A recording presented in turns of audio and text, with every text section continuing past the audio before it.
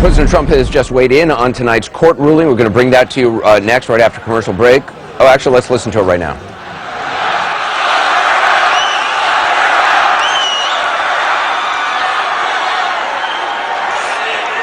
So we have a lot of lawyers here. We also have a lot of smart people here. Let me read to you directly from the federal statute.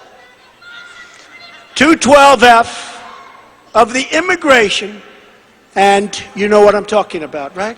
Can I read this to you? Listen to this. Now, we're all smart people. We're all good students. We're all everything. Some are bad students, but even if you're a bad student, this is a real easy one, let me tell you. Ready?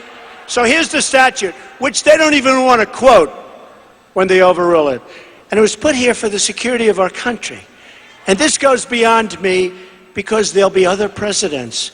And we need this. And sometimes we need it very badly for security of our country. It says, now listen to how easy this is.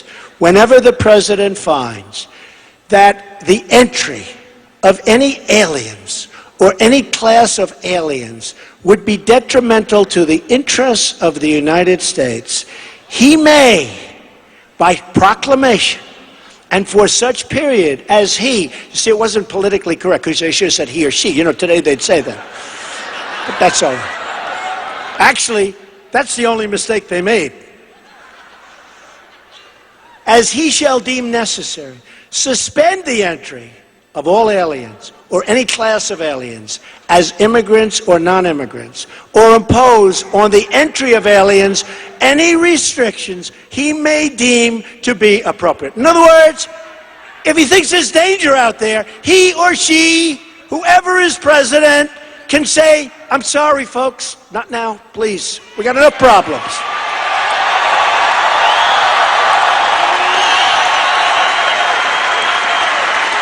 We're talking about the safety of our nation, the safety and security of our people. Now, I know you people aren't skeptical people, because nobody would be that way in Tennessee. Right? Nobody. Not Tennessee. You don't think this was done by a judge for political reasons, do you? No. This ruling makes us look weak. Which, by the way, we no longer are, believe me.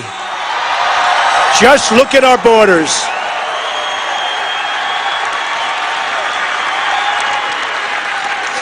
We're going to fight this terrible ruling. We're going to take our case as far as it needs to go, including all the way up to the Supreme Court. We're going to win. We're going to keep our citizens safe. And regardless, we're going to keep our citizens safe, believe me.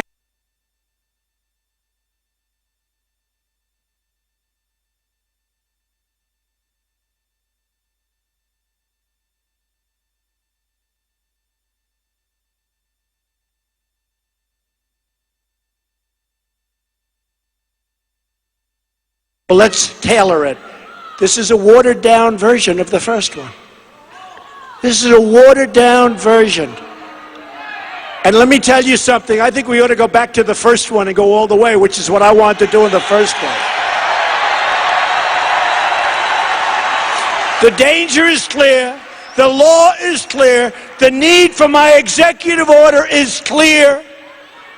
I was elected to change our broken and dangerous system and thinking in government that has weakened and endangered our country and left our people defenseless.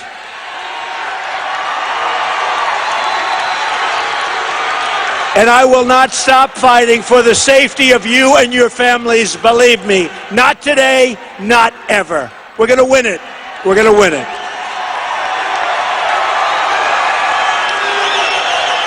We're going to apply common sense.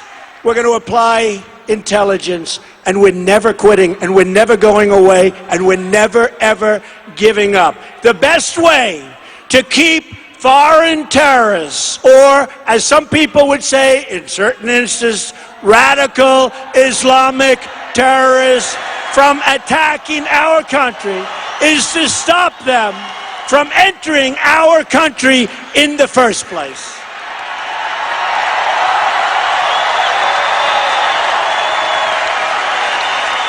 We'll take it. But these are the problems we have. People are screaming, break up the Ninth Circuit.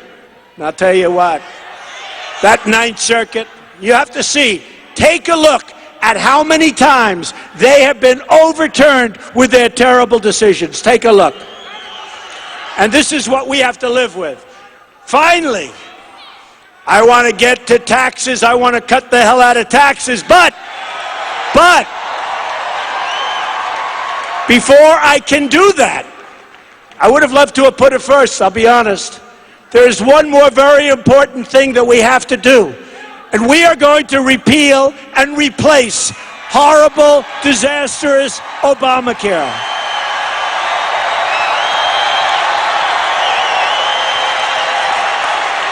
If we leave Obamacare in place, millions and millions of people will be forced off their plans. And your senators just told me that in your state, you're down to practically no insurers. You can have nobody. You can have nobody. And this is true all over. The insurers are fleeing. The insurers are fleeing. It's a catastrophic situation. And there's nothing to compare anything to because Obamacare won't be around for a year or two. It's gone. So it's not like, oh, gee, they have this. Obamacare is gone. Premiums will continue to soar, double digits and even triple digits in many cases. It will drain our budget and destroy our jobs. Remember all of the broken promises? You can keep your doctor, you can keep your plan. Remember the wise guy? Remember the wise guy that essentially said the American people, the so-called architect, the American people are stupid because they approved it? We're going to show them. Those in Congress who made these promises have no credibility whatsoever on health care. And remember this, if we took, because there's such divisiveness, and I'm not just talking now with me, there was with Obama, there was with Bush, the level of hatred and divisiveness with the politicians. I remember years ago I'd go to Washington. I was always very politically active. And Republicans and Democrats, they'd fight during the day and they'd go to dinner at night. Today, there's a level that nobody's seen before. Just remember this. If we submitted the Democrats' plan, drawn everything perfect for the Democrats, we wouldn't get one vote from the Democrats. That's the way it is. That's how much divisiveness and other things there are. So it's a problem. But we're going to get it by. So I've met with so many victims of Obamacare, the people who've been so horribly hurt. Well, we're monitoring that to bring you President Trump's first comments and latest comments about the judge's ruling in Hawaii.